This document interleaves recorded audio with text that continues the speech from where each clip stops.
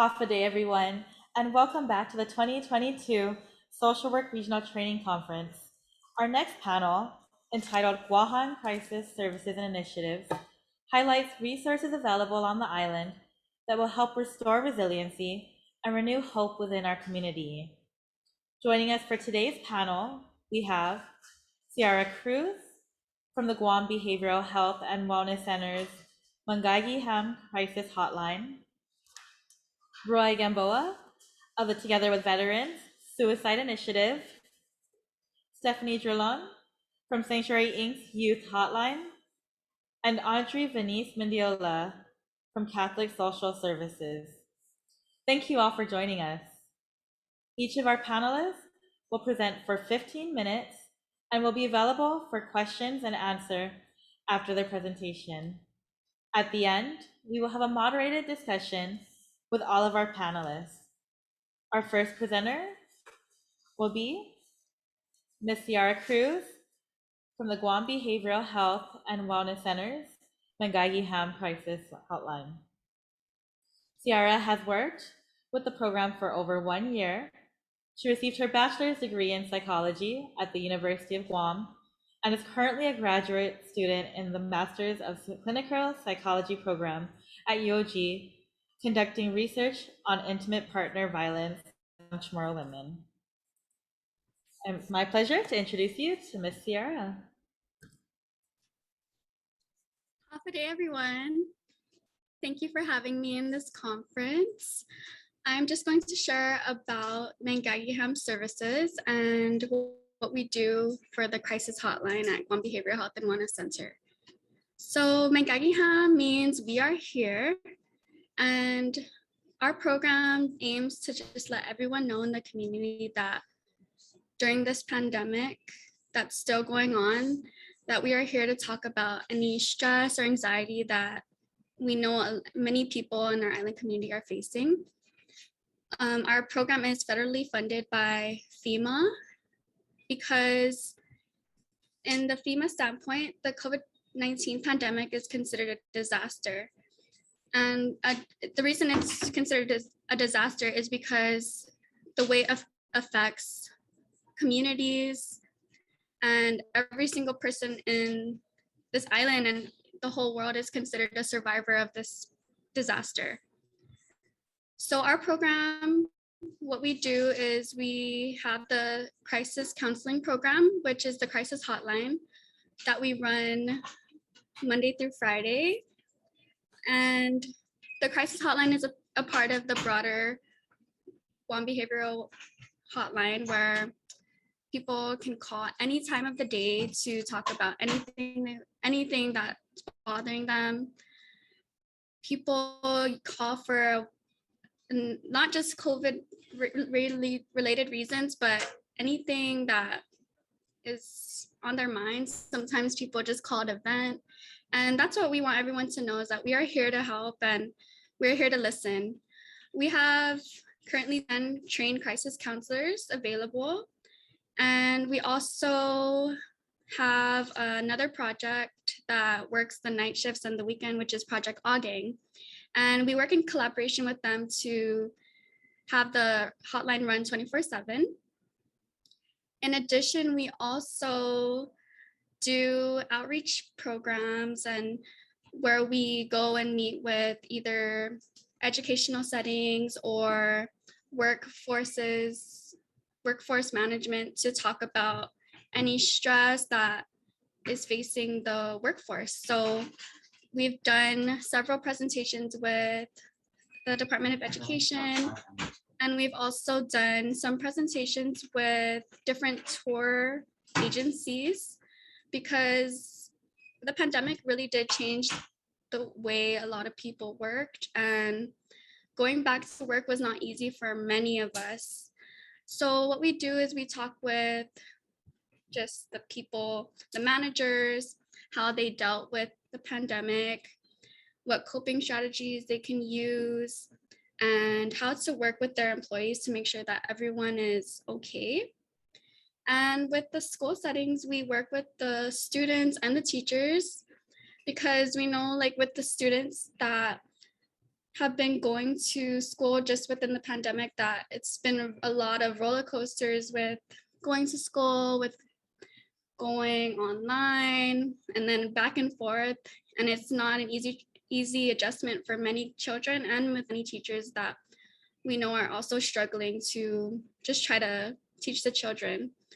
So this is just an invitation to anyone. Our program, Mangagihan program, is going to end in the coming months. We are supposed to end next month, but we are trying to extend for another 3 months. And after our program ends, we plan to still have the crisis hotline available 24/7 with the help of other grant programs. And towards the end of July, I just wanted to let everyone know too about the 988 program. And just like 911, where you call when someone's hurt or if there's an emergency, the 988 program is there to let people know that if they're in a crisis situation, a mental health crisis, or someone's suicidal, that they can call the 988 number, which is much easier to call than our long phone number that we have to put 671-647-8833.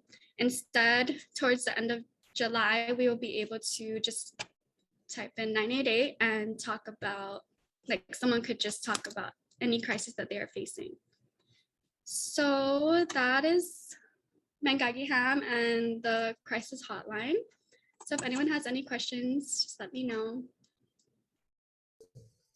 Thanks so much, Seahara. As a reminder, if you have any questions for her or any thoughts, we encourage you to share in the chat. So Seahara, you mentioned that you're moving to a new number moving forward. What recommendation do you have to our social workers joining us to contact you outside of the hotline? Is there any marketing information that you already have available that we can share with our social workers?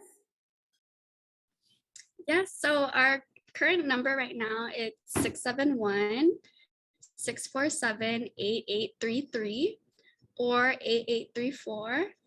And that's the crisis hotline for now. And then, of course, we're going to have advertisements and marketing to promote the new 988 number when that launches. And we'll definitely share that information in the chat later, and we'll send it in our end of the day email as well, so we have that contact information. Does anybody else have questions for Ms. Seahara? No? Okay. I do also want to recognize Seahara. I know that she also was a recipient of a University of Guam award for her work as a Master's of Clinical Psychology program student. So I do want to recognize her for that. So congratulations. But is there anything else you'd like to share? Thank you. And no, that's all that we have. Just like if anyone has any, like if you're from any agency that you think would need our services, like our presentation, where it's sort of like a group discussion with amongst your staff or just any group that you have, then just let us know and reach out to us. Perfect. With that said, can we get your contact information maybe to share with the chat for any agencies who are interested in presentations like this? Yes, I'll type my email in the chat so you can email me. Perfect. Thank you so much. And we look forward to having you as part of the moderated discussion at the end of our panel. So once again, that was Ms. Seahara Cruz from the Guam Behavioral Health and Wellness Center's Mangagiham Crisis Hotline. Up next, we have Mr. Roy Gamboa from the Together with Veterans Suicide Initiative. Mr. Gamboa is a veteran of the Guam Army National Guard and the United States Marine Corps. Roy is currently employed in the Guam State Clearinghouse, where he serves as a program manager and grant specialist. He is married to Hannah Gamboa, a father of 3 girls and 1 boy, and lives in his home village of Agate. He is also a small business owner and vice president of Guahan 671. Roy enlisted with the Guam Army Reserves while in high school and graduated as the honorman at the top of his class from Fort Leonard Wood, Missouri in 1994. After completing his term with the Army Reserves, he transferred to the Guam Army National Guard and served as a combat medic. In 2004, Roy enlisted with the United States Marine Corps and graduated once again as an honorman from San Diego, California. In 2005, he deployed to 2 combat tours to Fallujah, Iraq, and in 2006 to 2007 to Ramadi, Iraq. He left the Marine Corps in 2008 as a sergeant and settled back on Guam. Both combat tours to Iraq were life-changing and affected him greatly. Upon returning to Guam, he was diagnosed with depression, anxiety, and PTSD, among other wounds sustained in combat. Learning to live with these issues proved to be difficult. Roy is a founding member of Got Your 671, which was established to help veterans that are also battling the same issues. Introducing Mr. Roy Gamboa for his presentation. And thank you so much, Mr. Roy, not just for your service, but for sharing your story with us. And we look forward to your presentation today. Awesome, great. Thank you very much, Amanda. I know I sent my presentation a little late. I'm not sure if you're able to pull that up. If not, I can go ahead and just go completely verbal video. Sure, we can have that pulled up Okay. right now. I promise I'll keep it short, everybody. Is 50 slides okay? I'm just kidding. Well, it looks like we're having a little technical difficulties pulling it up. So why don't you start and we'll pull it up while you start your presentation. All right, great. Thanks very much, Amanda. So the Together with Veterans program is a program funded by the Department of Veterans Affairs. And I was invited today because there's been a slight shift on how the approach to working with veterans, dealing with PTSD, anxiety, and things like that. For numerous years, of course, the attempt was to constantly throw funding at therapists and things like that. And unfortunately, a lot of veterans have difficulty talking to someone in a clinical setting.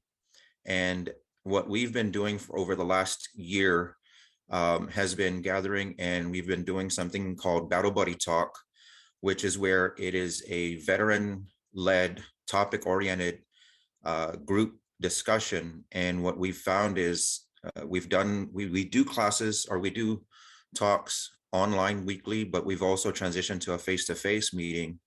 And in that sense, we were gathering anywhere between an average of 20 to 30 veterans actually able to come out and talk. And how this has helped with a lot of, okay, there you go. Hopefully everybody can see the slides. Now, the first slide that you're gonna see is who's got your six, and that's, forgive me for going back, and it was developed in World War II. It was a comment where Air Force pilots first mentioned that, hey, I've got your six.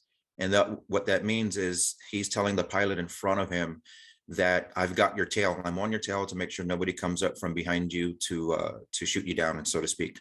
Next slide, please. So playing on the got your six motto there, we went with GY 671, which is got your 671, obviously tailoring to our Guam's area code. We have a mission developed with the Got Your Six group, and basically that's just to help veterans in all aspects of transitioning back to back to civilian life.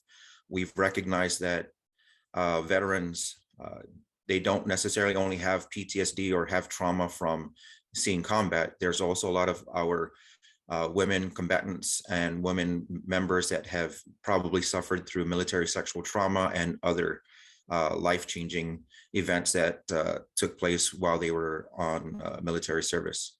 Next slide, please.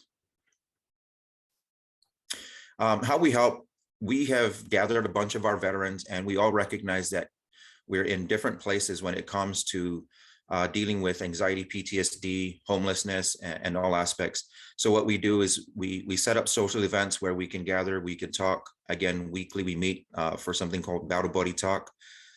We bring veterans together using humor. We've partnered up with a national nonprofit organization called Irreverent Warriors. And if you're not familiar with it, we've done a hike. We refer to it as a Silkies hike. If you are in the Marine Corps or were in the Marine Corps, you understand what Silkies are. They're the runners' shorts, extremely short and high. And it was actually issued military uniform for PT.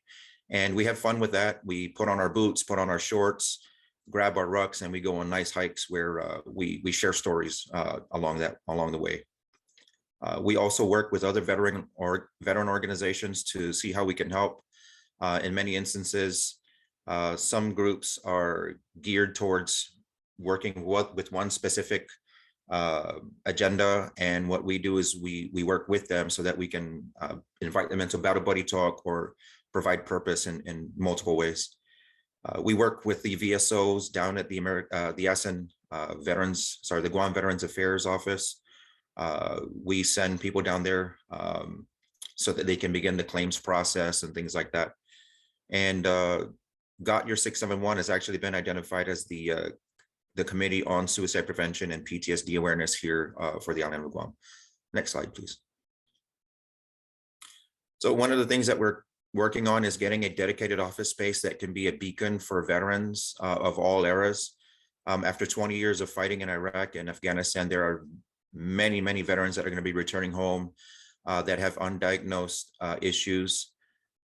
And we've noticed that veterans are a lot more comfortable with talking to another veteran. So that's something to keep in mind. If you are in the field and you have a veteran amongst your ranks, it could be a little bit easier for these veterans to be able to talk with them. Then that's just through personal experience.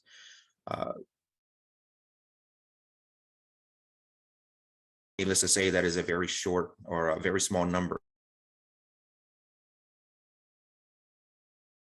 Through GY 671.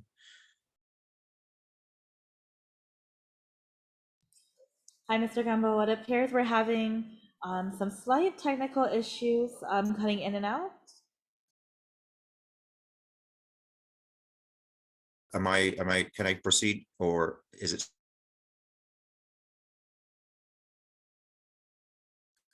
Mr. Gamboa, it looks like you're frozen. We're going to go ahead and turn your video off, and we're going to see if that helps. Okay, can you hear us? It looks like your network bandwidth is low. Please just advise as to when. Hi, can everybody hear me? Hi, Mr. Gamboa, we can hear you.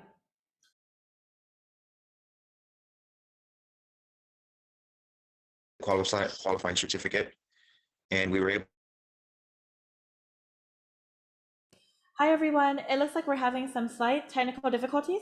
We're just going to play a quick short clip, and we will return in a minute while we fix this technical difficulties. It's one of the wonderful things that happen with Zoom events. And thank you for your patience as we play a quick video as we fix all of our technical difficulty this morning.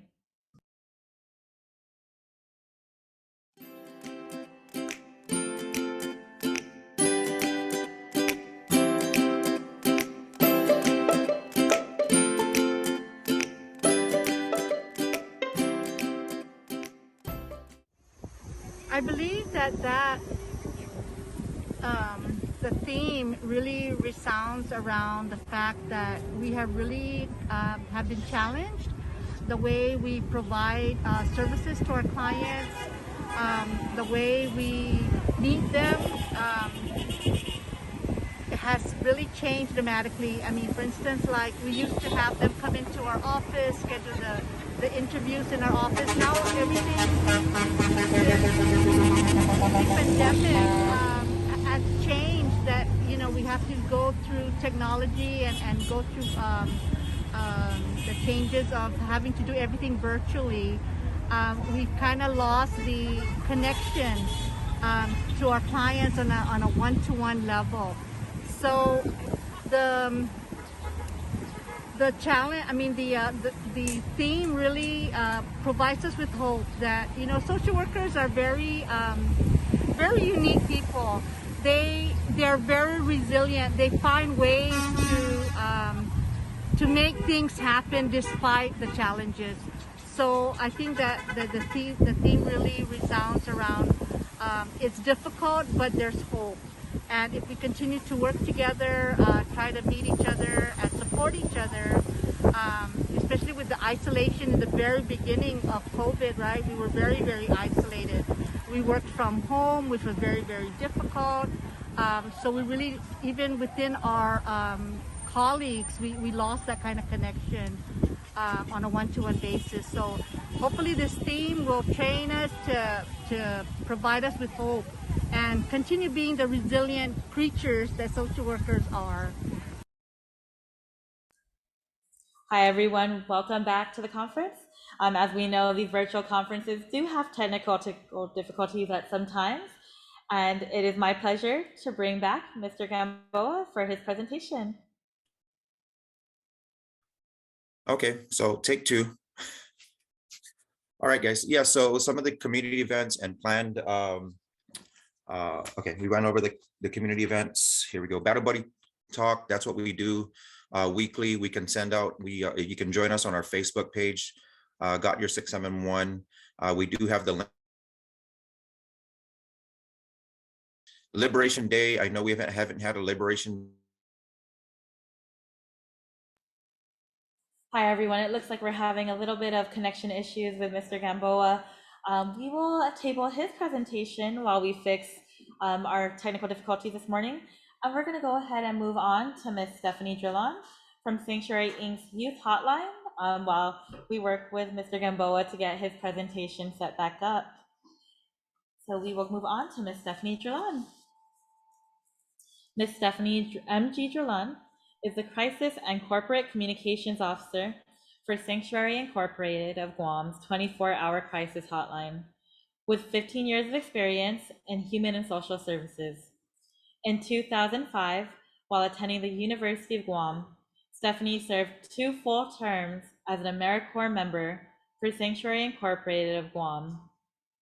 Upon completion of her term, she found her passion of serving her community being employed directly under the agency. She currently supervises the Sanctuary Case Management Unit alongside partial overview of the current shelter operations, public relations, as well as community representative to several community coalitions and groups. With hard work and determination, Stephanie took every growth opportunity that would allow her to expand and challenge her knowledges and skills working with youth and their families.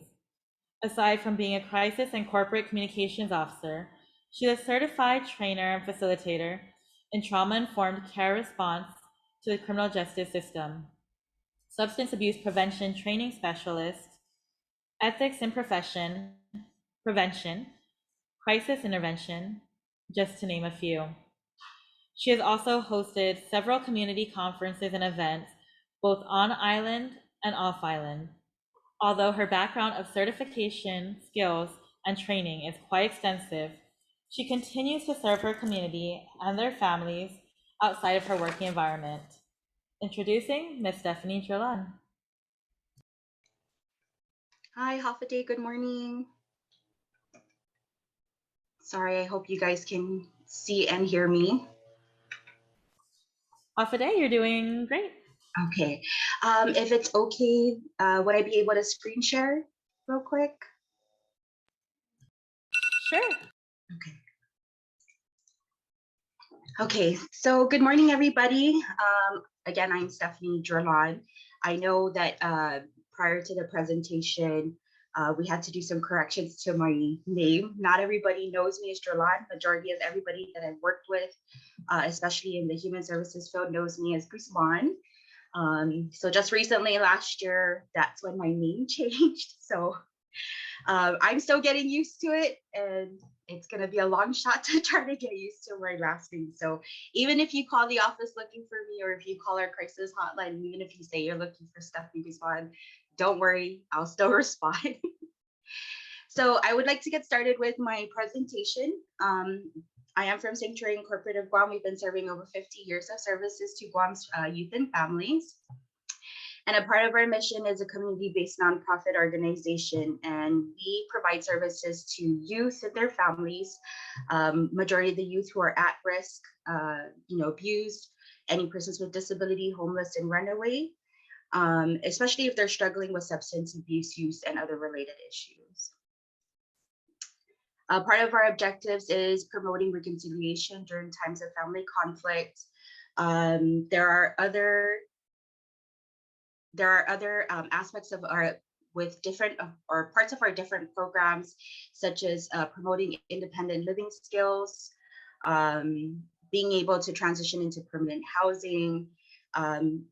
Education is a priority with sanctuaries, so we ensure that our kids or anybody that we are serving in-house continue to go to school, even if it's trying to obtain their GED. We also work with our young adults up to age 24 in trying to become responsible community members.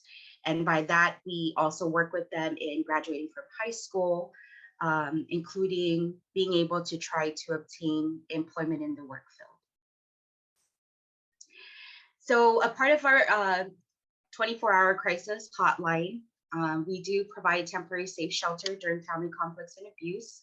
We also have our youth, drug, and alcohol residential treatment, outpatient intensive outpatient groups.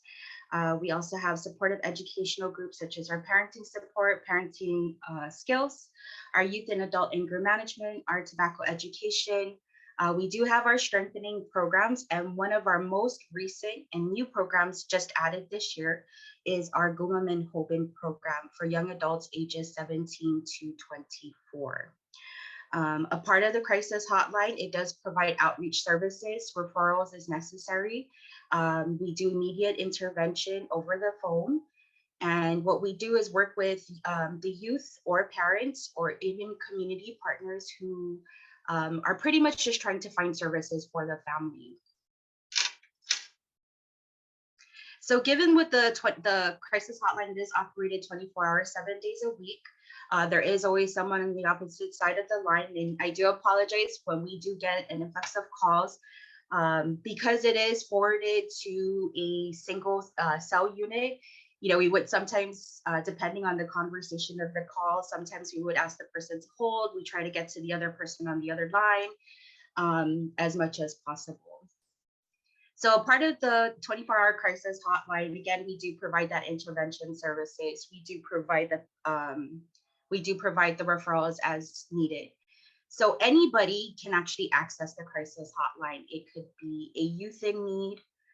It could be a family member. It could be, as I mentioned earlier, it could be any of our partners, such as Department of Education, Child Protective Services. It could be Department of Youth Affairs.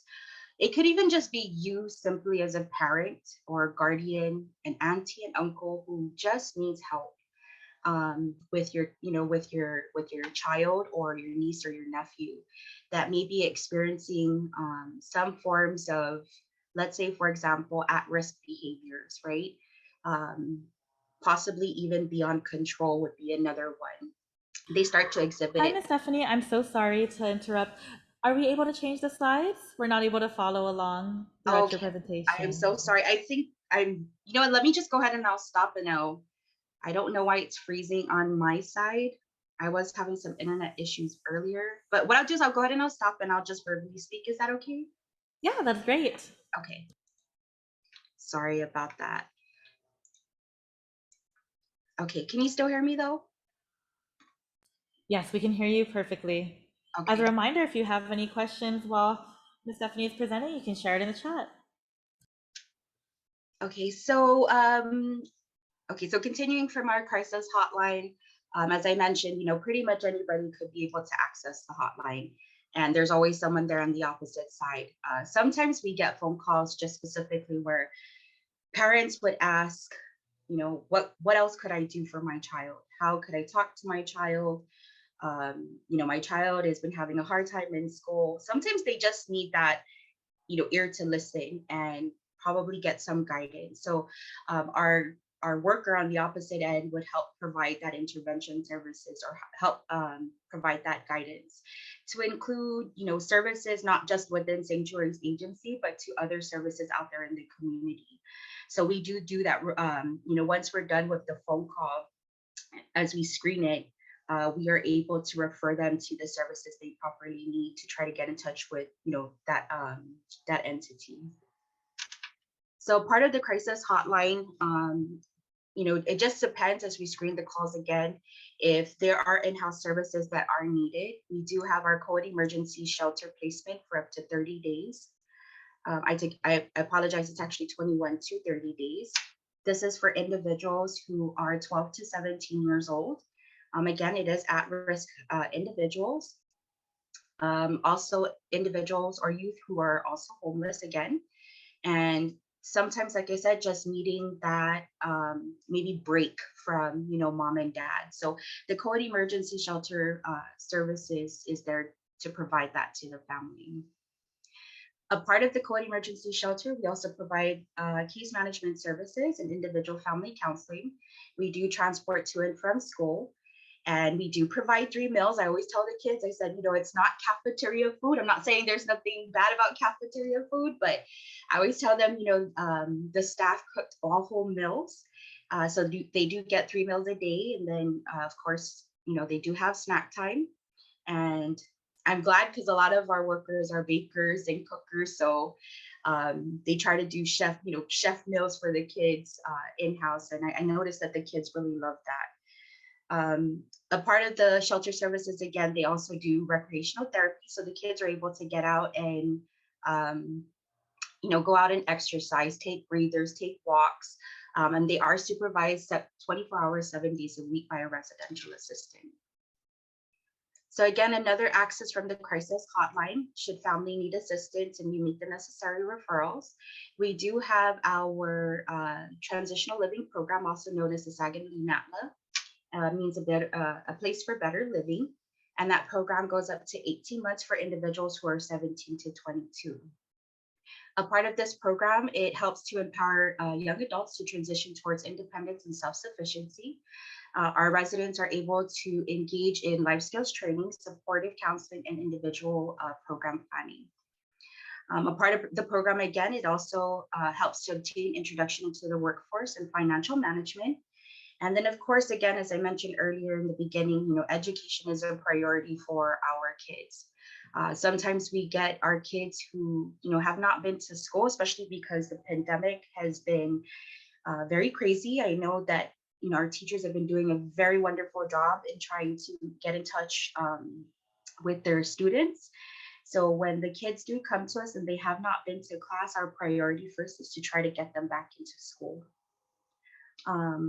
The other part of the program is they're also able to engage in resources for transition of independent living.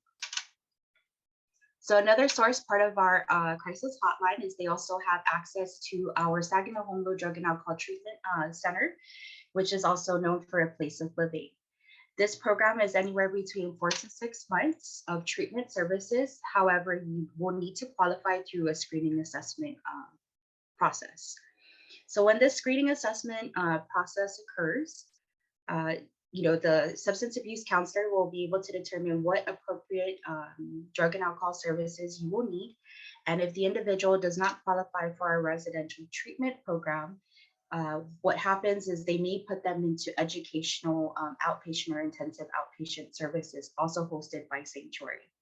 So we do get a lot of phone calls through the crisis hotline, specifically to also, our treatment facility.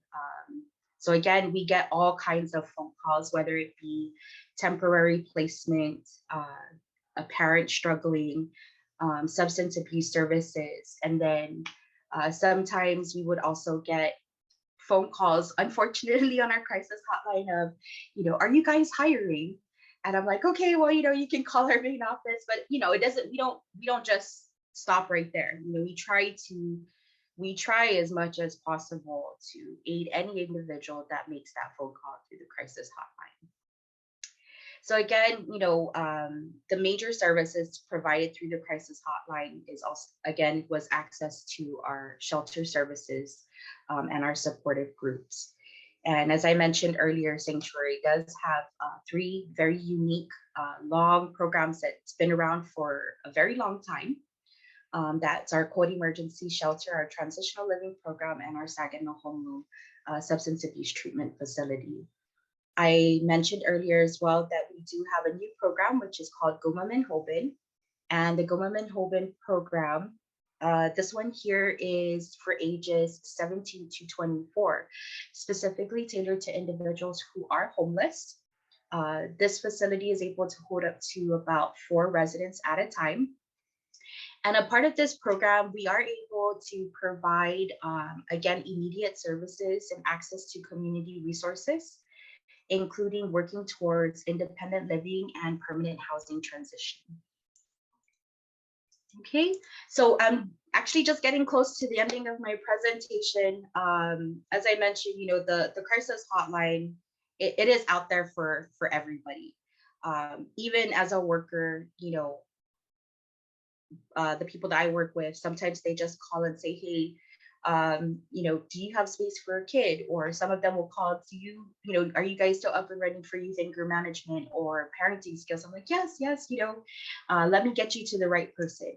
So although we say, it's titled Crisis Hotline, and you would always think that Crisis Hotline is specifically for just a person in need of a specific service, the way I look at it with our crisis hotline is it's pretty much any services. I give that referral necessary to the family. Like, I would take the time to make sure that I talk to them, kind of see really what the parent or the other referring parties from different entities would really need, so that way I can direct them in the right area that they need to be. So you can access Sanctuary's crisis hotline at 671-475-7100. I always have to remind myself that we still have to use the 671. I'm trying to get used to it because we're so used to clicking on our phone and just pressing someone's name and then we get the access. But again, I have to remind myself, if I'm dialing a partner's number and it's not stored, I always have to put the 671. So again, you can contact us on our crisis hotline at 671-475-7100. You can also check us out on our website at www.sanctuaryguam.com. We're also on Facebook and Instagram. So if you do refer anybody, or even yourself, right? If we get tied up with our crisis hotline, again, our Facebook and our Instagram are made accessible to the youth in the community and their families. We've actually had an influx of inquiries through our Facebook Messenger. And usually the crisis worker, other than myself, if they are handling the phone, anytime someone makes a message through the Instagram or the Facebook, we can also pick it up there through the crisis hotline. So that's the end of my presentation for today. Thanks, Ms. Stephanie. It looks like we do have a question in the chat for you.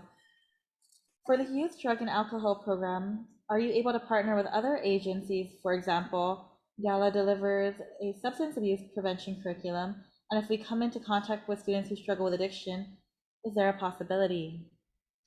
Yes, we are able to, when we say partner, is again, as long as the individual or the partnering agency and us, we can collaborate and see how we can best serve the individual.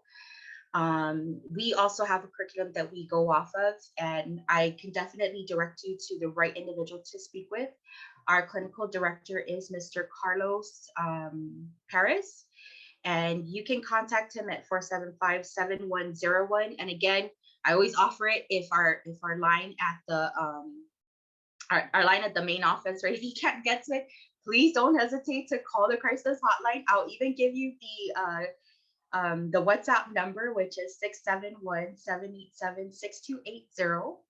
So you can WhatsApp that, and I can definitely link you to the individuals. But yes, there are several programs on island I know that deal with substance abuse, especially like, for example, Lighthouse Recovery, New Beginnings, Guam Behavioral Health and Wellness Center. So we do work hand in hand with a lot of those programs. And once we establish that rapport, especially if there's a referral for a client or how to provide services, we're able to do that. So please don't hesitate. Like I said, definitely you can give us a call and we can work that out. Perfect. Thank you so much, Ms. Stephanie. We're going to move on to the next presenter, but we definitely look forward to hearing more from you in our moderated discussion with all of our panelists at the end. Thanks again. Thank you. Okay, now we're going to go ahead and bring back Mr. Roy Gamboa. Mr. Gamboa, can you hear us? I can hear you guys. What I'll do is I'll leave my video off just in case. If you could just pull up slide. Sure, we'll pull that Um, up right now. Okay. And then I do see that you did put the contact information for Got Your 671 on Facebook, IG, or email gotyour671@yahoo.com or call 671-488-4769. So Yes. we'll be sure to share that information as well via email to all of our participants. Okay, great. So moving into the slide where it begins with Together with Veterans. There are guiding principles. It is veteran driven. Like we said, the Veterans Affairs Office and the program managers have decided to work a lot more directly with the veterans and have us take more of a leadership role. We do want the way that Together with Veterans program is going to work is with community partners.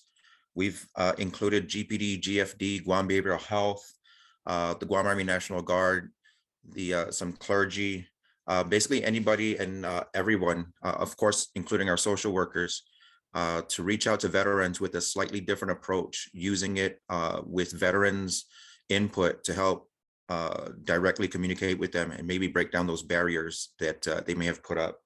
Next slide, please. And the 6 strategies, what we're going to do is provide suicide prevention training. So GPD, GFD, they will be included. In many cases, they're the first responders. And oftentimes there is a guard that goes up automatically because they assume they're going to take them away to jail, things like that. Sometimes we've created a shirt that had a big word veteran right across the front.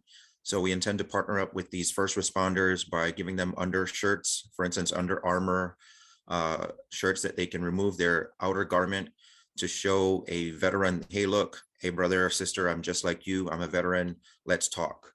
This way it can de-escalate certain situations and not escalate into violence or anything worse than that.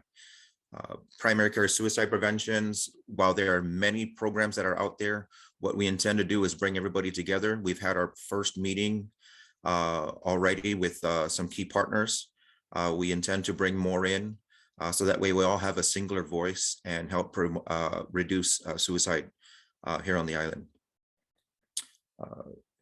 Veteran serving programs, basically also working with the veteran organizations. There are numerous programs, like I said. We just want to make sure that we're all under, we all have the same communication processes going out there and bring it to light. It's a difficult situation to bring up culturally. I know it's difficult for us to talk about it as well. We just want to make sure that we all have a singular voice in approaching veterans that may be considering suicide.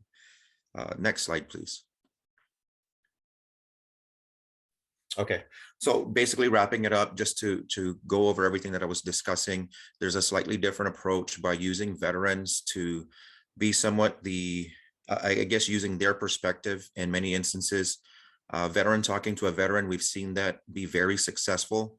Our partners up at the therapists that are up there at the community-based outreach clinic in Agania Heights, both clinicians have indicated and reached out to me and told me that veterans are having a better time at opening and discussing their issues with them after meeting with us. So if you're interested in working with some of our veterans, I suggest you probably join in on our Battle Buddy talks. You can join in via Zoom. That'll be tonight. I can share the link if you join us on our Facebook page as well. We've had social workers chime in, and some of the responses that they've had has been our discussions are very raw. Mindful warning, there will be cuss words. There's a lot of joking that goes back and forth, but we do have, it's all around a topic, and we address these things so that veterans can be comfortable. Not everyone is required to talk, but we do like at least a minimum of an introduction. We recognize that veterans do have a difficult time in expressing their feelings. And so after building up some confidence, we see that after 2, 3, or maybe even 4 meetings, they're able to share their first topic that they're more comfortable with. And this has helped veterans in many cases. While we don't expect to see veterans all the time, it's a positive sign when we see veterans move on from some of the services that we provide and end up in a better place, in a better space. We help provide purpose and guidance to these veterans, and we've got bigger projects coming down the pipeline. Again, we look at building a veterans community with our partners called the Veterans Community Project out in the States. And this is about building tiny homes, repurposing, retraining veterans with partnerships with Guam Trades Academy and utilizing further grants to prevent suicide. The numbers have shown that while there is not an average of 22 suicides in the veteran community, the number that remains high is Asian American and Pacific Islander ethnicities, that the numbers still do remain high. And I tend to believe that there is a big cultural aspect that has something to do with that. Lots of pride in our veterans, and it's difficult. There's always often difficulty reconciling. I've put up my contact information on the slide. Please take note. If you have any questions, go ahead and reach out to us. And Guam is very special because we have the highest number of enlistees, therefore highest number of veterans on the island. I'm pretty sure just about everybody in our room here can raise their hand saying either a family member is currently serving or is a veteran. So let us help each other out. I thank you guys very much for your time. Thanks, Mr. Gamboa. We actually have a few questions for you. We'll start with this first one. Can non-combat veterans with PTSD symptoms join the group? Yes, this is definitely open. As I mentioned, you don't have to have PTSD. You don't have to have been in combat. There are numerous veterans, active duty personnel, even family members that do show up to our meetings. But if you just want to participate and help in any way, definitely please reach out to me and we'll find something that we can all do to help. Perfect. And we have a couple more questions. Sure. I noticed that there are homeless veterans that have signs asking for help. Does this program reach out to those individuals? Yes, that's a great question. Thank you very much. To qualify for the HUD-VASH program, it was mentioned to me that a veteran has to be homeless for a period of about 12 months and then also meet financial criteria. So in some instances, veterans could be technically fall through the cracks, because if a veteran, for instance, is receiving disability compensation, the HUD-VASH program or some programs have to take that into account. And oftentimes the response is, well, you're receiving disability compensation, you should be able to afford a place to stay. Not taking into consideration, sometimes these veterans might be paying child support, paying for other items that are putting them in debt. Couch surfing is also considered homelessness. And so the Veterans Community Project was started by a fellow Marine 5 years ago in Kansas. And what they did was they secured 4 acres of land and got the community to donate wood and things like that. And they built a tiny home community of 49 units where veterans who fall through the cracks, don't meet certain criteria, they can utilize these shelters for up to 12 months. That way, their declaration of homelessness is fulfilled for HUD-VASH, and then they can seek more permanent housing. Thank you for that, Mr. Gamboa. We also have 2 other questions. Can families of veterans reach out on behalf of the veteran? Yes, we actually encourage that. We recognize that many veterans, after they leave the service, they have a difficult time reconciling, and they want to just close those books. It can be very difficult, and sometimes the homes are very troubling. Definitely, we'd love to talk to the family members. We can help with some of that transition, possibly invite the veteran to our meetings.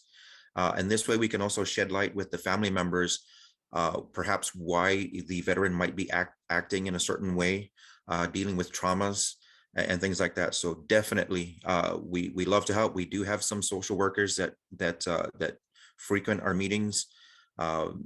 And sometimes that perspective of being a social worker and being a veteran at the same time can help ease transition for family members as well. Perfect. And we also have a question. Can non-registered veterans join or access resources from GY 671?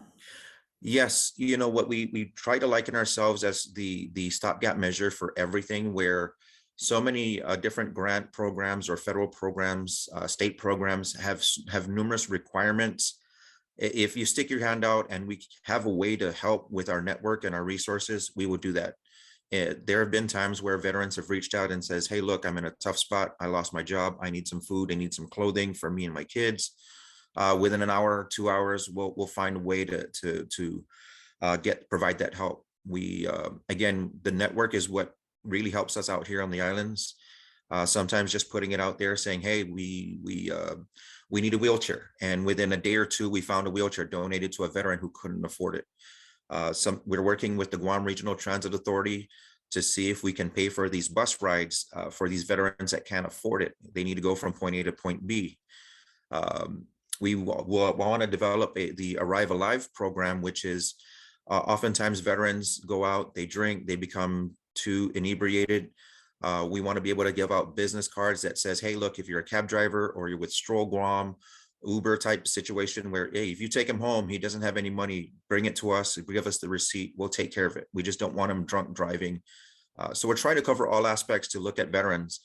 And although they're titled as a veteran, they're just like you and me. They're your uncle, your dad, brother, sister, mom. They're all part of our family. They're part of our community.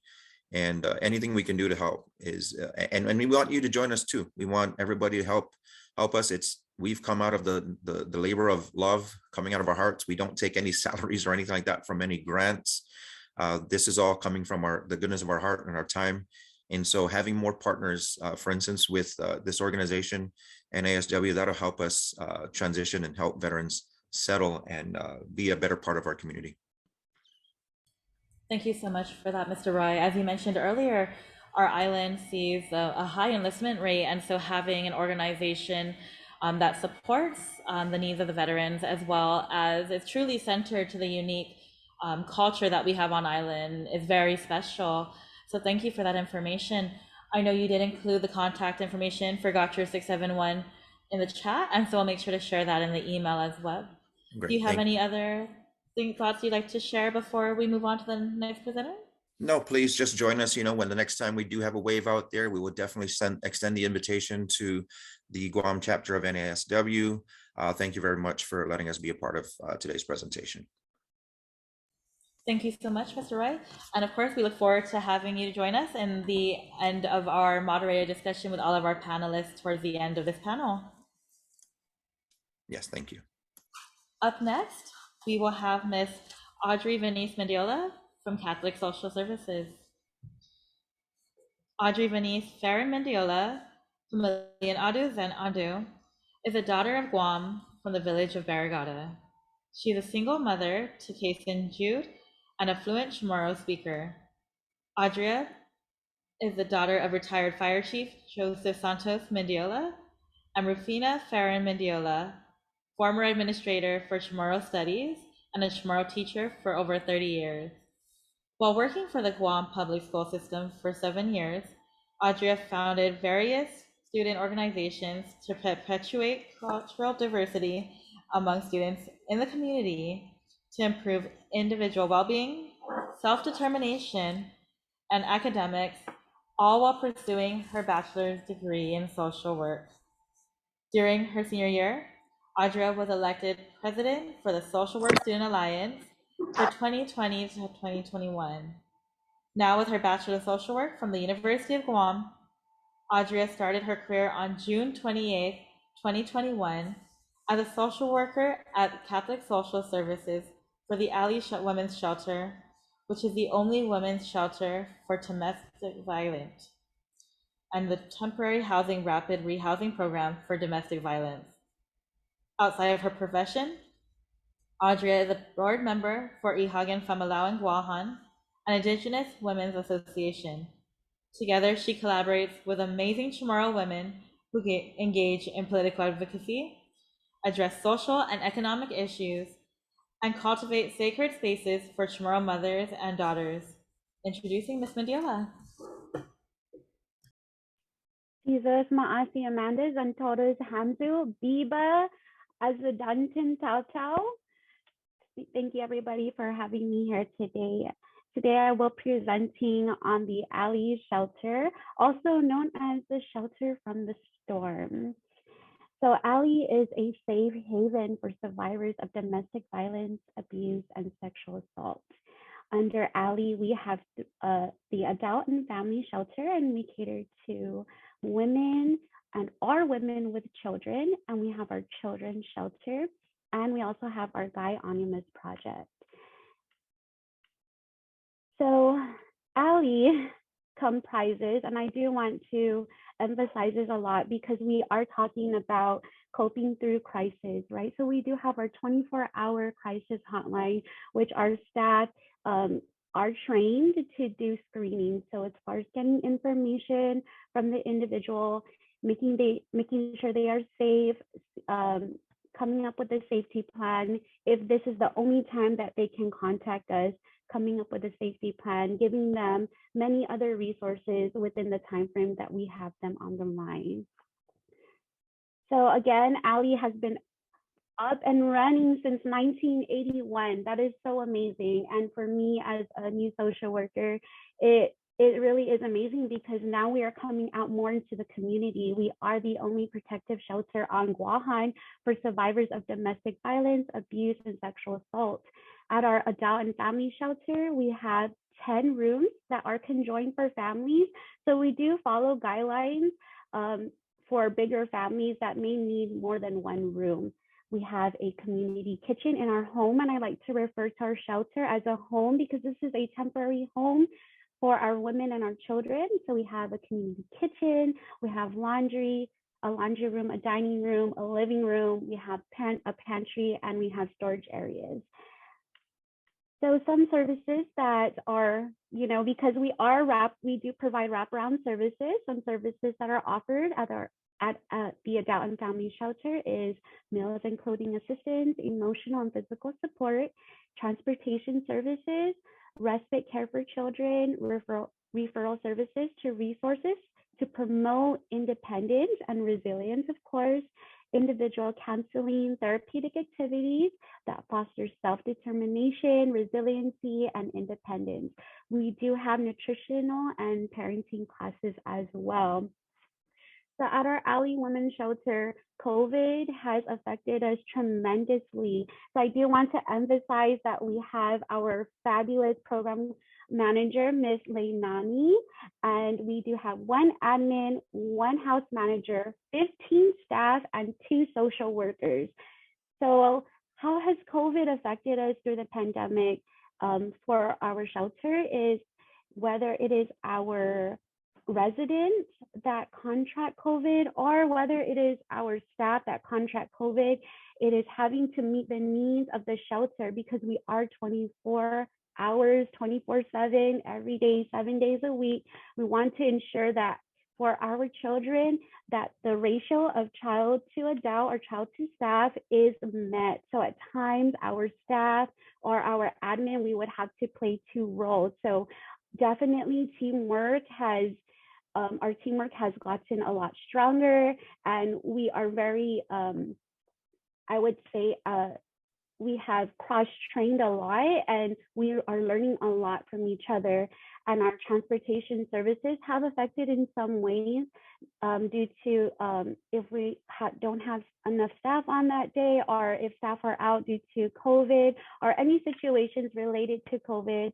Those are other things that have affected us, but we are working through all those challenges, and we are coping through all those challenges, and we are becoming resilient every single day, and we continue to provide the best services we can for our residents. Other challenges that COVID has affected us as well is before coming into shelter, the residents do, whether it is the children's shelter or the adult and family, have to quarantine for 14 days. So we do have quarantine policies, and Sandanku Nesizuas Maasi to Varo, we have been working so well with each other as far as having the clients have a safe place to be quarantined and to get COVID tested until they transition into our shelter. And during their time, when they make the decision, because it is a choice to come into ALI, when they make the decision to come into the shelter, we still continue to work with them during their quarantine. So it's calling, checking up on them, referring them to services, seeing what their needs are, if it's clothing, if it's food. And Varo does very well at providing them 3 meals a day. So we are very grateful to have all this collaboration, network, and teamwork. So for our children's shelter, it is contracted by BOSA, and we can house up to 12 children. So the emergency shelter is also until placement is identified. And this is a great way for our partners, CPS, which is under the Department of Public Health and Social Services, to find better foster home matches for these children. And with our children's shelter, we also offer services for referrals for dental, medical, counseling services, skill building like cooking. They do lots of baking. We teach, and then as far as cleaning and chores, personal hygiene, providing items that they may need for day-to-day living, and then school projects, helping with their homework. It is a structure and consistent parenting for the children in our shelter. We do provide them transportation. We do have advocacy in both our family shelter and our children's shelter. And we do pilot animal-assisted pet therapy. We have that program as well too. So that is very beautiful. With our Guy Animus project, it is federally funded. It is a housing assistance for up to from 6 to 12 months. We do intensive case management, just like what we do in our alley shelter, and we provide financial counseling, and we build and building support systems. So what we do here at alley is tremendous work connecting with the community, working with organizations, bringing agencies to meet the residents and getting to know them. We've had the AG's office come in and do a presentation. The women were so blown back by these are my rights. I can actually do these things. I can actually file a report. I can go to court. I did not know that I can do this. I did not know that I had this support system. So getting them in touch with the community helps them to build that resilience and that empowerment within them. So it is very beautiful to see the transformation of hopelessness coming into a shelter and leaving and transitioning out, and feeling very confident that they can make the moves that they can, and they can speak and ask the questions that they have and not be afraid to hold back. So very, very, very beautiful. Some other ways that we have coped through COVID. So we are faith-based, and our women are very, very, very headstrong, and they love to collaborate. They love to dance. They like to play music. So those are just the little things that we do. Currently, they do say the rosary nightly before going to bed, and we say them in 3 different languages. They have them said in English. The women also pray in Chuukese, and they also pray in Chamorro. So that is something very beautiful that the women have decided to do themselves. They brought it to the table, and we said, of course, why not? This is your healing. This is your process. And every day more women in the shelter do join in, and they do join in prayer. So it's very beautiful, very, very healing to experience, to witness. We also have our community meals every Thursday. So we talk about planning a meal. We cook together, we talk, we have we have a girl talk because it's mostly women there, right? We talk about some of the challenges that the mothers may be facing with their children, to give each other advice. I also meet with them weekly. So every week I meet with each of the residents, and I don't only help just the mother themselves, but I help their children too, because the children are also healing through the trauma, through the experience that they've had to endure, right, with either mom and dad or mom and their spouse. So this is a healing process for the whole family. So it really is intense case management, lots of referrals. So grateful for all the teamwork, especially with Guam Behavioral Health, collaborating. If we're not able to meet transportation, we have online opportunities. So it's also engaging the residents in how to use the technology, how to create a Zoom link, or how to log in, how to have an email address, log in, check it daily. So that's also part of their case management and their individual service plan, which is their goals. Also, we have our monthly calendar. So every Friday, we have yoga and meditation. And I'm just so glad that meditation was brought up because a lot of them have found healing.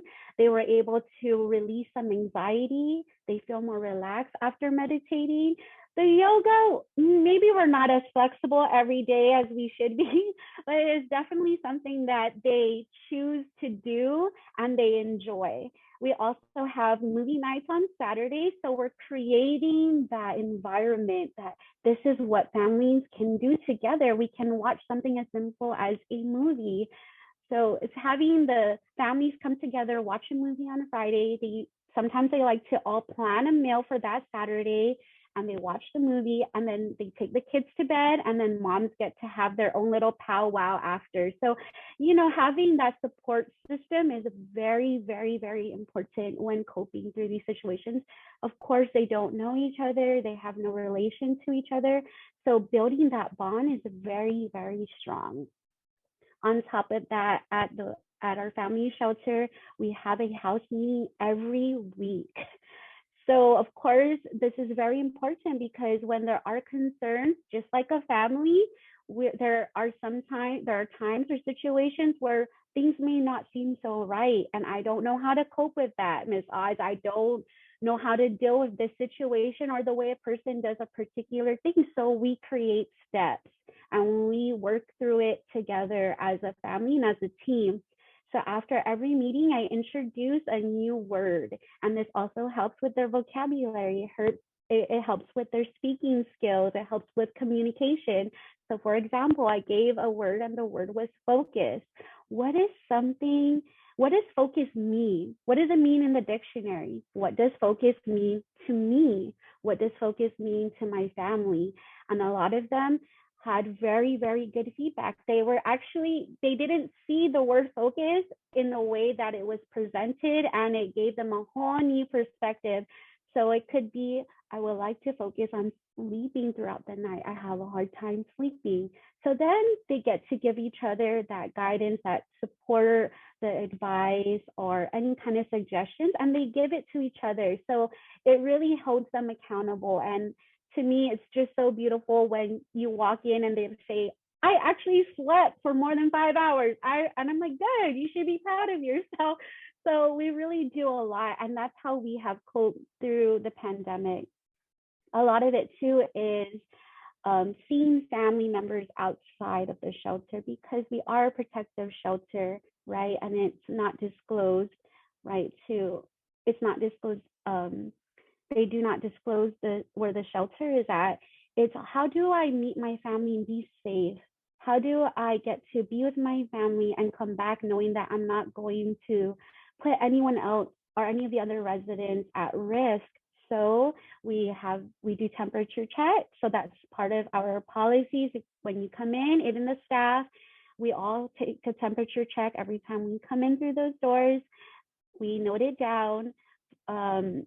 We wash our hands as far as safety, wearing our masks throughout the shelter, or throughout the home.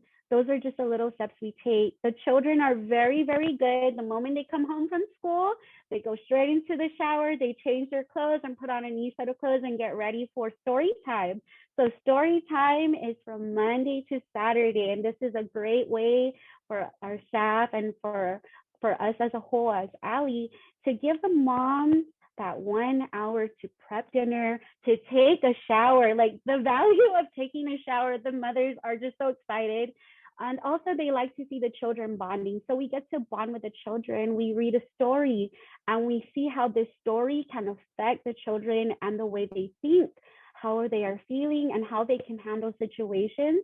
And if not story time, we do activities. We take them out to play for 1 hour while the moms get to do what they need to do for 1 hour. They get that 1 hour of free time. So we all know as moms, we need a little free time, right? And we create those boundaries, and the kids know that that's mommy's time. Let's give her some time.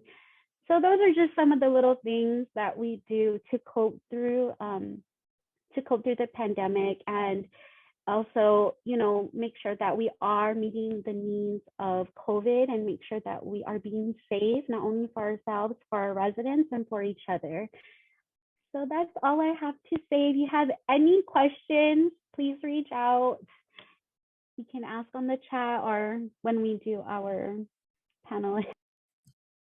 We actually have a couple of questions for you already, Ms. Mendiola, so I can go ahead and read those out for you. The first one is coming from Ms. Ovi Perez. What data do you have regarding the length of time children stay in shelter due to the lack of foster placement? Wow. So Miss Hannah is our social worker for our Alley Children's Shelter, and she does a very beautiful job. And the length of time can be for years, and I would say we did have one child, and from what I remember, this is not the accurate number, but from what I remember, it's about up to, it was in shelter for about 5 years.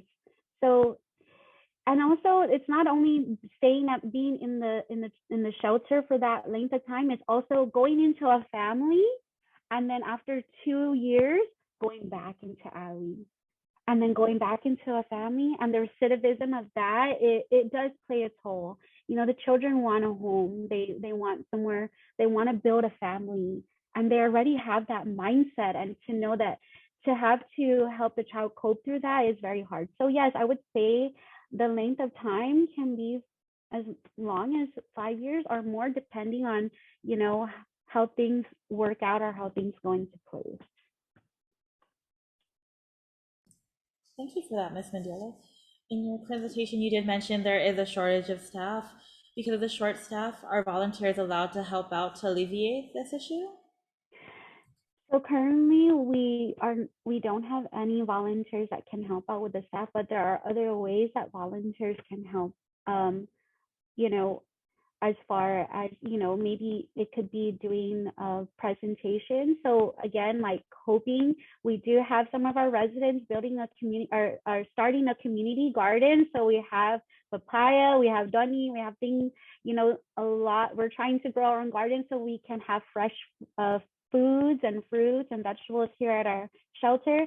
So those are some other things you can do. So if you have an organization or if you and a group of people would like to do something for the women, of course, we can always set that up. But, you know, I would suggest just reach out. I'll put my email and our number on the group chat, and then we can talk about it more, because there's more to that than just coming into the shelter. There's other ways that the community can help.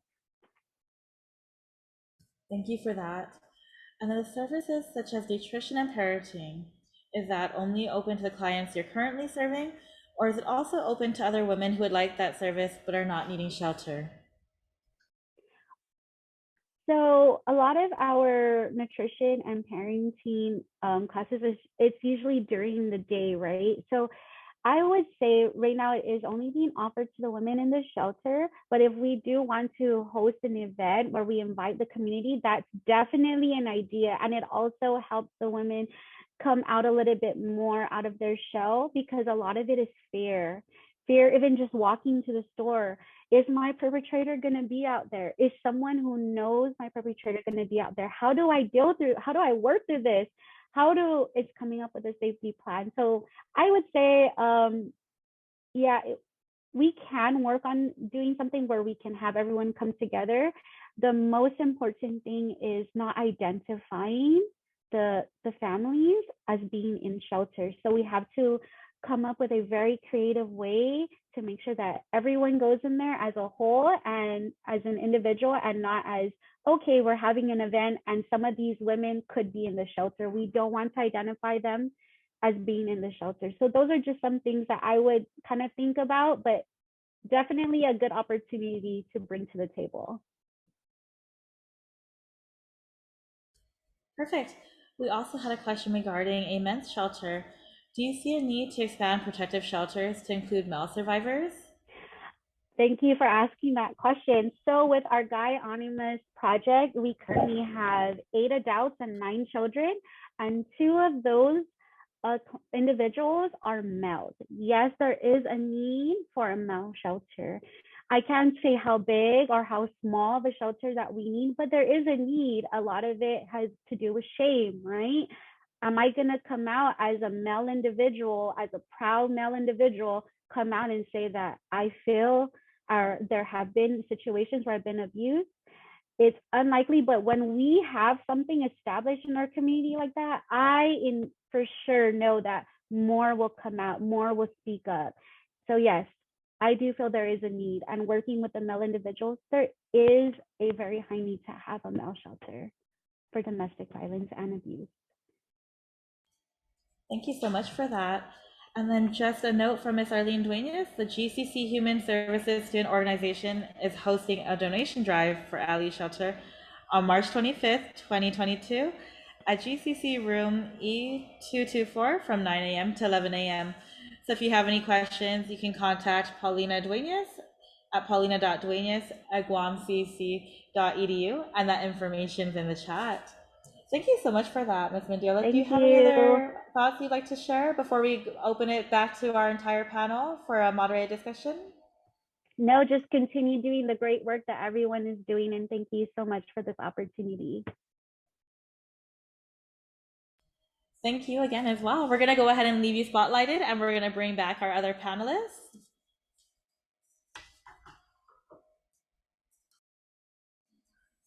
As we get our panelists back on for Spotlight, if you have any questions for all of our panelists for the moderated discussion, we definitely encourage you to share that in the chat. Okay, so back on the screen with us, we have Ms. Audrey, Seahara, Ms. Stephanie, and of course we do have Mr. Gamboa who's logged in as well. And so if you have any questions for them, but I'll start with one. We know that this year's National Association of Social Work Guam Chapter Conference theme is about restoring hope and rebuilding resilience within the community. So obviously COVID-19 has created unique challenges, obviously for our island and nationwide. How has that impacted your service delivery or the way you reach your target demographics? How has COVID-19 reformed and reshaped your services? And how is your specific organization moving forward to continue to provide these great and much needed resources for our community? And we can go ahead and start in the order of presentation. We can start with Ms. Seahara, maybe. Sorry, can you please repeat the question? Sorry about that. Sure. We know that COVID-19 has created unique challenges for our island community and for all organizations, right? So how has COVID-19 impacted the way your services are delivered? We're obviously still in a health pandemic, and so different organizations have had to change the way they deliver their services. How is your organization continuing to deliver its services and meet much needed resources in the community despite the pandemic? Okay, thank you so much for that question. So for Mengagiham's program, it's actually a COVID-19 specific program, which was created in response to the COVID disaster. So that is because before COVID, the crisis hotline only had less than 30 calls per month. And after the pandemic and COVID coming, of course, everyone is worried, they needed information.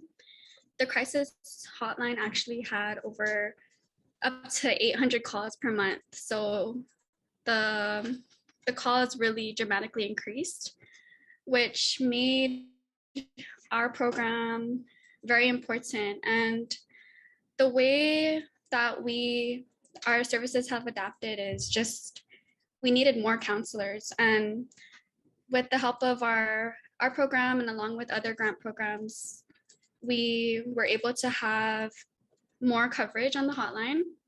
And this has helped, like, just with public health. We were actually part of the directory where people can just like dial a number to get transferred onto our line.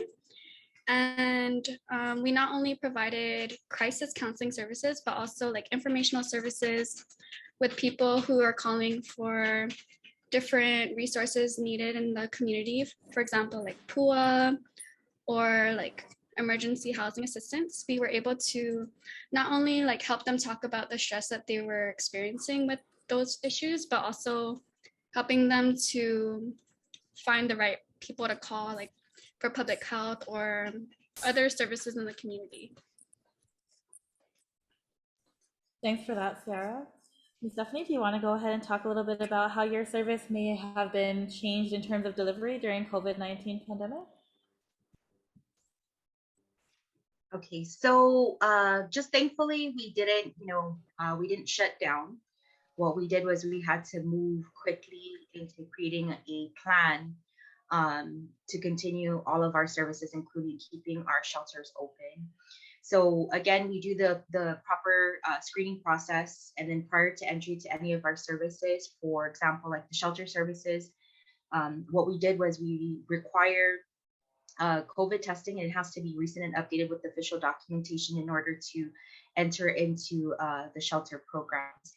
With our outpatient services or any of our supportive counseling groups, we did have to minimize the space. So in the beginning of the pandemic, we actually moved into telehealth services. We moved quickly into Zoom services for our youth who needed to continue the supportive groups. And that's for individuals who are not seeking services in-house. A part of that with the telehealth services, once we kind of got comfortable, I was able to gauge like our sizes of our facility, being able to continue to actually host the group in person, as long as we were, in line with the government mandates. So once we did that, we went ahead and did a cap per session. Because we've had an increase of referral services and trying to get the youth to get the services, I do believe that our facilitators, they had to break some of their sessions off just to continue the services that were needed. So again, each year during the pandemic, we had to keep adapting, and we had to move quickly into continuing the services without having to stop. The only services we ended up having to put a hold on, and that's because of contract reasons, was our Strengthening Families program. So hopefully our cohort, once everything is good to go again, we can get that cohort starting up.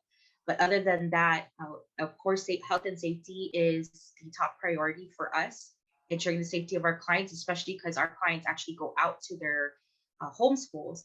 So we may require in-house testing. We do have isolation processes, although we're not completely equipped to do isolations in-house. But of course, we always have to make do with what we have, right? So, quickly we adapt to any changes that are made, and most especially if it's the government mandates. So that's how we've been operating. So again, thankfully, we have not closed our doors. We just kept everything open and moved in the most, healthy and protective way for us to continue serving. Thank you for that, Ms. Stephanie. We'll go ahead and go with Mr. Roy. How have your services delivery been impacted by COVID-19 pandemic? Hey, Amanda. Yeah, thank you very much. Since COVID, there has been a big increase and a need of our services. Isolation is a very negative thing, negatively impacts veterans when there is no social communication and things like that. So because of the flexibility with all of our officers and our members, we're able to react in some instances 24/7 for those that are in dire need of somebody to talk to,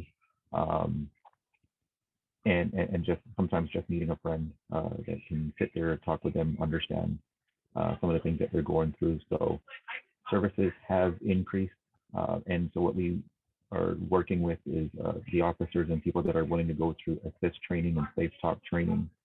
That just creates a better environment for us to convey a more positive message when we do meet with veterans that need our help. So definitely impacted. Thank you so much for that, Mr. Gamboa. And I know for Audrey, that's probably a similar situation. I know that there's research that says that during the COVID-19 pandemic, because of isolation, you see greater cases of domestic violence. So do you want to talk a little bit about how COVID-19 impacted your service delivery and your services in general? Thank you. So during COVID, we definitely did get an influx of calls into our hotline, and it has gone up tremendously. We have been full house nonstop since the pandemic. It has been, and it's still ongoing. So yes, it has affected us in that way, but we are happy that more women and families are coming out and speaking up and, you know, looking for help. We also have how it has affected us at the shelter is, of course, to make sure that we don't have burnout, right? We don't have any burnout, which can happen and is possible, right? And also to avoid shutdown, like Stephanie had mentioned, you know, we don't want to have the shelter shut down because then that stops us from our services or providing the ultimate services that we are offering to any of the individuals who come into the shelter. So just, you know, being hands-on, thinking on the clock 24/7, coming up with a safety plan, not only for our shelter, making sure that there's always a room if there ever needs to be someone, or if there's ever someone who needs to be in quarantine or do a self-quarantine, make sure there's a room, make sure it's close to an area, a kitchen area, a restroom area, just making sure that we meet the needs of the residents, as well as how do we achieve all the goals we want to achieve as allies and during this pandemic. So we've definitely had to be very, very creative, and also be very creative with our partners too and other agencies on how to provide these services and these continuum of care. So it's not only what we do during their time in the shelter, but as they transition out and into their own homes or into other housing programs, it's the continuum of care. And how do we provide the continuum of care while being safe and keeping everyone else safe and meeting the goals again? So definitely it has affected us, but we continue to move forward every day, and we don't only take suggestions from within our staff or from within ourselves, but we also look to our residents because they know what they need best, right? And they give us a lot of great feedback, and it helps out a lot. So we're all on the same page, and we all are in this together. Thank you for that, Audrey. We do have a question in the chat regarding services for individuals who are incarcerated or soon to be released prisoners. Do any of you have any programs that cater to individuals who are incarcerated or will be released anytime soon? And we can go ahead and open the floor, and any of you guys can start with that. I'm so sorry. Thank you. Okay, I was gonna say, can you say the question again? Sure, there was just a question regarding any services for incarcerated individuals that are offered within your programs or individuals who will be released sometime soon.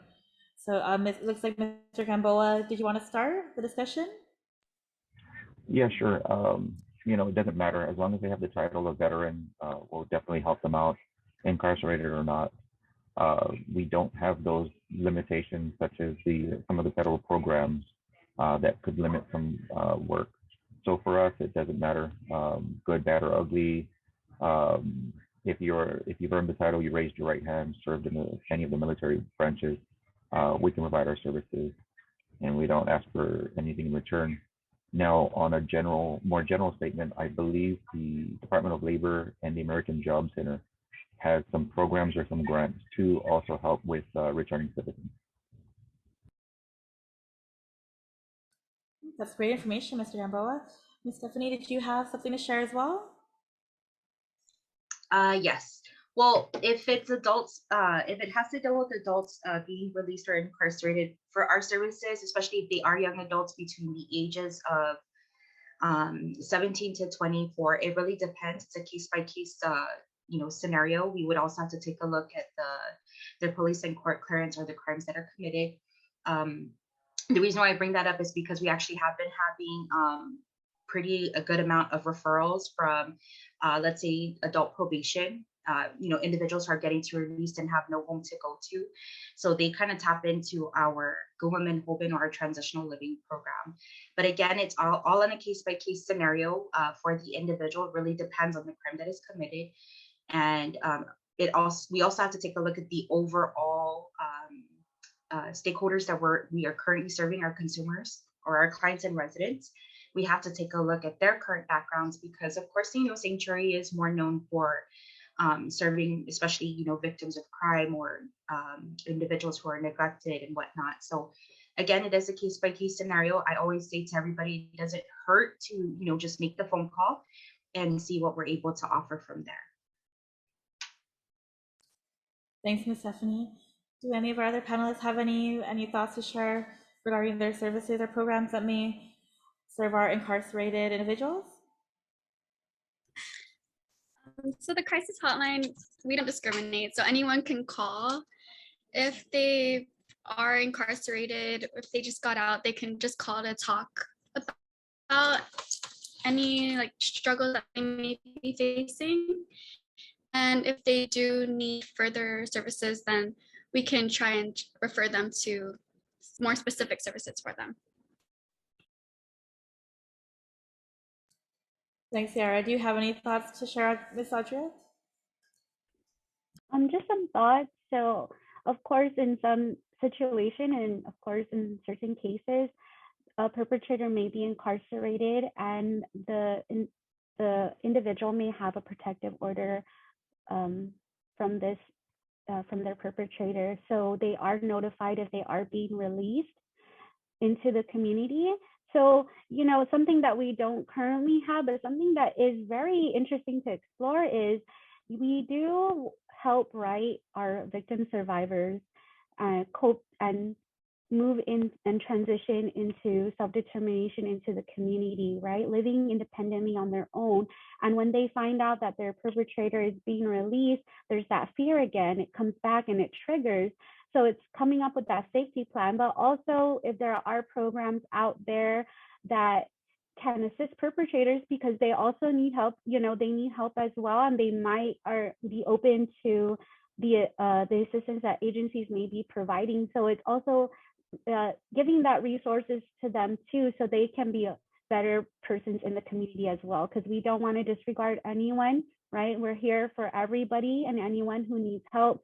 But of course, for Ali, our priority is the safety of our clients and the females in the home and the children.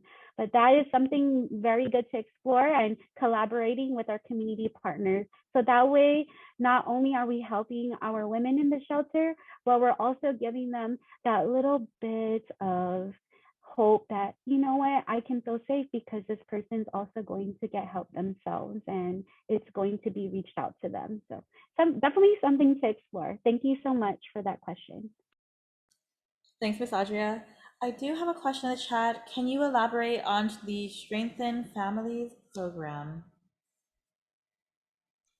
Okay, I believe that's Ms. Stephanie. Yeah. Yes. So our SFP program is mostly court ordered. We do have other referrals, directly where if the individual has heard about it before, they don't have to wait for court. They can inquire with us at our main office anytime between Monday through Friday.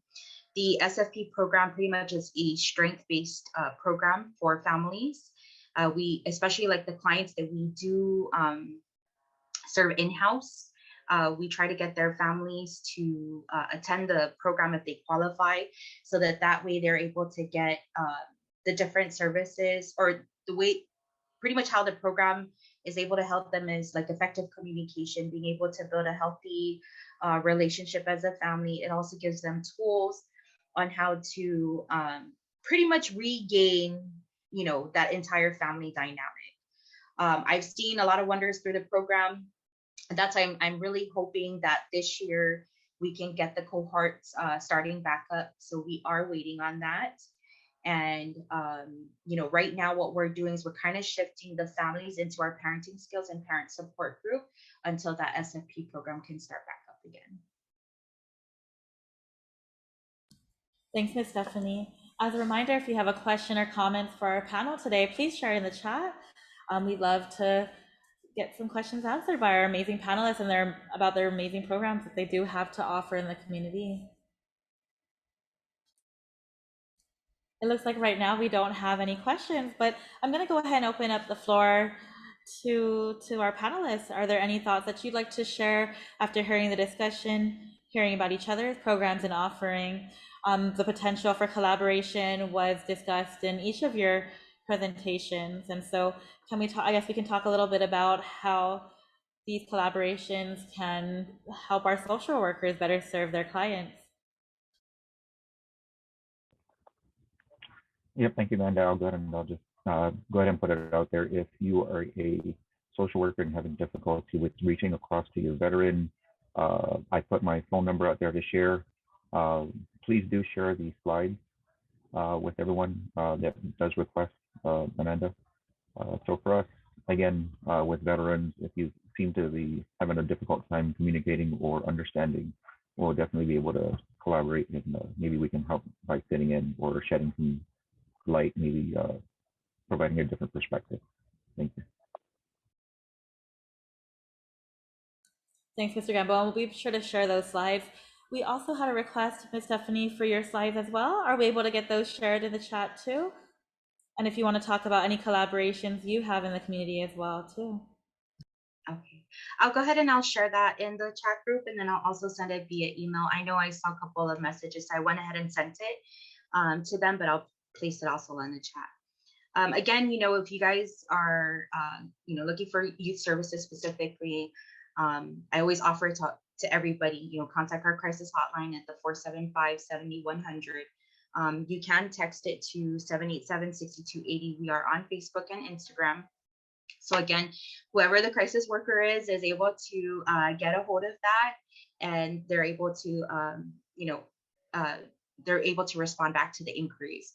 So it won't only be us as the crisis worker, actually our executive director, and we do have another team behind our social media that's able to access any of the inquiries that you do have.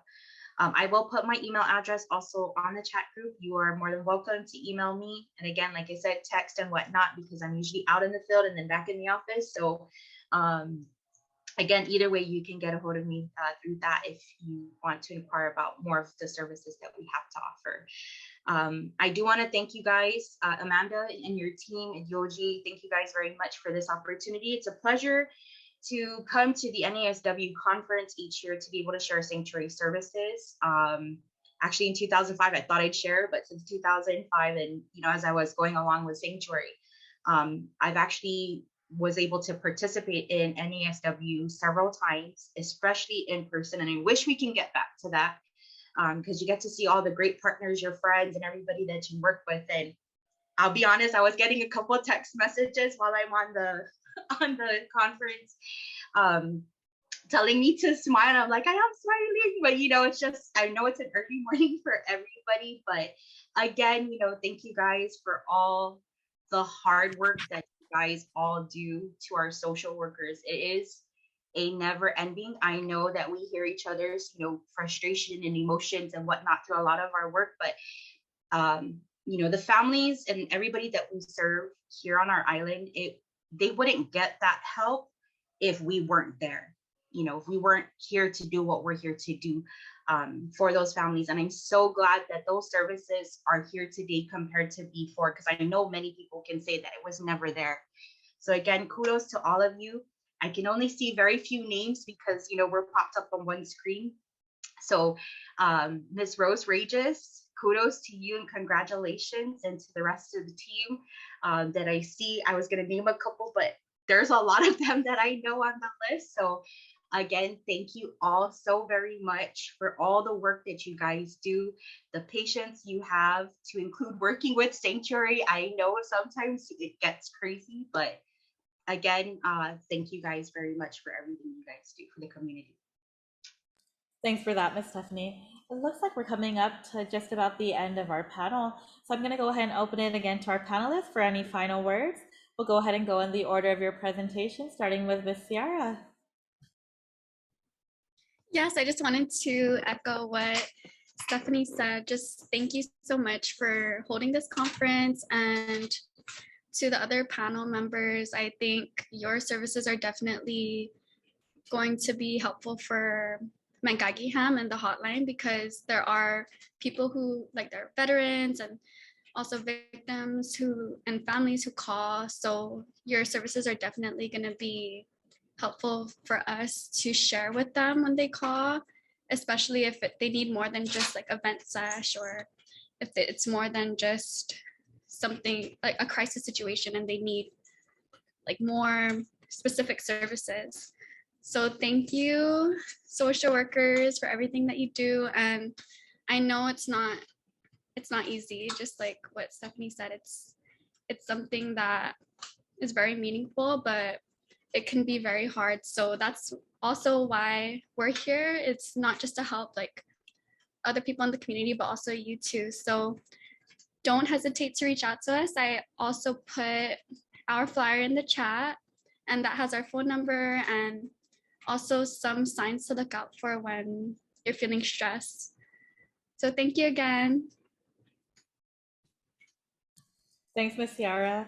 We'll go ahead and move on to Miss Stephanie for some closing words. Okay, I was gonna say, I think we missed Audrey. Right, we missed Audrey. Sorry, Oh, Audrey, we were go gonna. ahead. Oh, Well, we can go with Miss Audrey first if you'd like. We're gonna go in the order of presentation, but either way. Okay, yeah, so some final words. I do want to extend a big thank you to our community partners who we currently are working with, like Manyetlu, Barrow, GSAT, Theaters. You're all, all the work that you guys do, and, for working with me and with the individuals and the women that I'm working with, the families, for continuing your services and your dedication and your patience.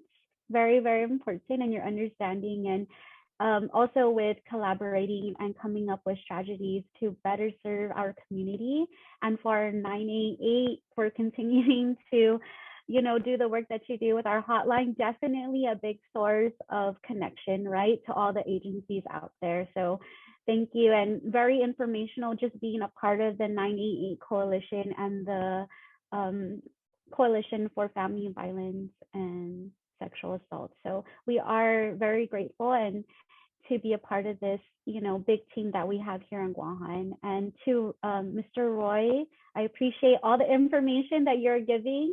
Definitely, because we do get calls to Ali, even if they're not for domestic violence. If there is ever a call that we get for veterans, for sure we're going to reach out to you guys. So I look forward to doing more collaboration.